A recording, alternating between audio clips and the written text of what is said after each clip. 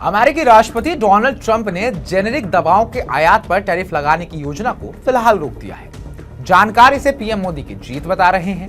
यह फैसला उन भारतीय फार्मा कंपनियों के लिए राहत देने वाला है जो अमेरिकी बाजार में जेनेरिक दवाओं की लगभग 50% हिस्सेदारी रखती है। नमस्कार, मैं उत्कर्ष प्रताप सिंह और आप देख रहे हैं TV9 भारतवर्ष।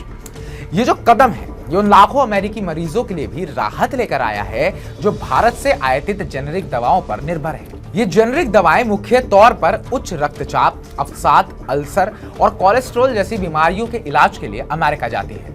अगर फार्मा सेक्टर की बात करें तो दुनिया में फार्मेसी टू द वर्ल्ड कहलाने वाला भारत अमेरिका का सबसे बड़ा जेनेरिक दवा आपूर्ति करता है।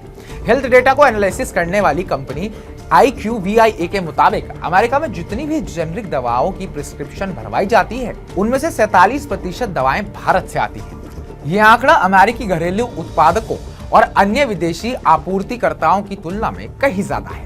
सिप्ला, सन फार्मा, डॉक्टर रेड्डीज लैबोरेटरीज जैसी भारतीय कंपनियां अमेरिका के प्रमुख चिकित्सीय क्षेत्रों में आधे से अधिक प्रिस्क्रिप्शन दवाएं सप्लाई करती हैं, विशेषकर blood pressure, cholesterol, depression, ulcer और न्यूरोलॉजिकल डिसऑर्डर्स के इलाज में। अप्रैल में जब ट्रंप प्रशासन ने फार्मा सेक्टर पर 100% टैरिफ लगाने की बात कही थी तो कहा गया था कि ये जेनेरिक और नॉन जेनेरिक दवाओं दोनों को कवर करेगी। लेकिन बुधवार को वॉल स्ट्रीट जर्नल ने रिपोर्ट किया कि व्हाइट हाउस ने इस जांच के दायरे को काफी सीमित कर दिया है और जेनेरिक दवाओं पर टैरिफ लगाने की योजना को फिलहाल रद्द कर दिया गया है।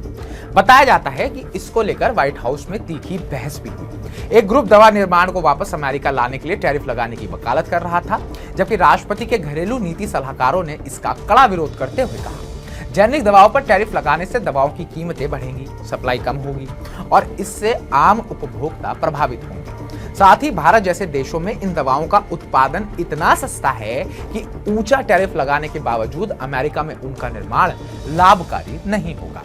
इससे पहले अमेरिका को चीन से झटका मिल चुका है। बीजिंग ने अमेरिकी सोयाबीन और अन्य कृषि उत्पादों का बहिष्कार कर दिया, जिससे किसानों की आय घट गई। अब प्रशासन को किसानों के लिए $16 अरब की राहत राशि देनी पड़ रही है, जो मूल रूप से उन्हीं टैरिफ से आती है जिनका बोझ अत्यंत अमेरिकी उपभोक्ता पर ही पड़ता है। तो भारतीय दवा कंपनियों से अमेरिका को काफी फायदा भी होता है। साल 2022 की बात करें तो भारतीय जेनेरिक दवाओं से अमेरिका को $219 अरब की बचत हुई। पिछले 10 सालों में यह बचत करीब $1.3 ट्रिलियन तक पहुंच चुकी है। ट्रंप प्रशासन का यह फैसला न केवल भारतीय फार्मा उद्योग के लिए एक बड़ी जीत है, बल्कि अमेरिकी मरीजों के लिए भी राहत की सांस है। साथ ही यह भी कहा जा रहा है कि इस फैसले के बाद दोनों देशों के बीच व्यापारिक पटरी पर बातचीत और आगे बढ़ सकती है।